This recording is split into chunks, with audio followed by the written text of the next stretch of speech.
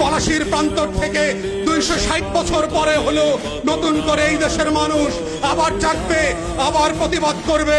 যদি মনে করে থাকেন পুলিশের গাড়ি দিয়ে, ভেহিকেল দিয়ে, কানন দিয়ে, র্যাবের গুম খুনের ইতিহাস জমা করে, পিডিআর দিয়ে, সেনাবাহিনী দিয়ে বাংলাদেশের 20 কোটি মানুষের স্বাধীনতার সম্ভাবনা আকাঙ্ক্ষাকে হত্যা করবেন, বোকার স্বর্গে বাস করছেন, বাংলাদেশের মানুষকে চেনেন নাই।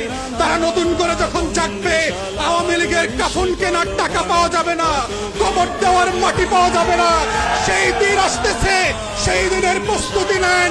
ফেরাউনদের লাশ কোন নদী থেকে ডুবুরিকে দিয়ে উঠানো হয় নাই।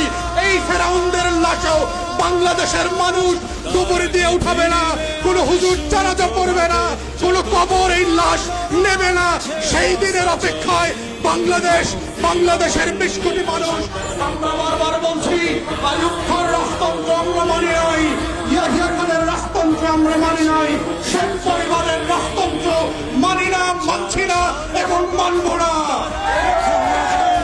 ছেলে মেয়েরা যখন ভোটার বিরুদ্ধে পাবলিক বিশ্ববিদ্যালয়গুলোতে আন্দোলন করছে, তখন আজকে মাত্র আমরা দেখলাম বরিশালে, কুমিল্লাতে, চট্টগ্রামে, ইভেন শাহবাগে আজকে পুলিশের সাজোয়া গান দিয়ে আমার দেশের তরুণ তরুণী শিক্ষার্থীদের উপরে গুলিবর্ষণ করা হচ্ছে, লাঠিচার্জ করা হচ্ছে।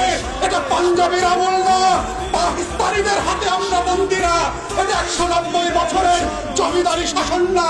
যদি কেউ মনে করে থাকে বাংলাদেশে এখনো জমিদারের শাসন চলছে, ব্রিটিশ বেনিয়ারা বাংলাদেশ দখল করে রেখেছে, আমরা প্রত্যাখ্যান করছি এবং বলে রাখছি, বাংলাদেশে গণতন্ত্রের যে লড়াই হয়েছে, সেই রক্ত দিয়ে মুক্তিযোদ্ধারা বাংলাদেশ স্বাধীন করেছে, সেই বাংলাদেশ আমরা ফেরত আনবো। কোটা থাকবে না, ইদার শেখ পরিবার, হাসিনা থাকবে, না হয় বাংলাদেশের 20 কোটি মানুষ থাকবে।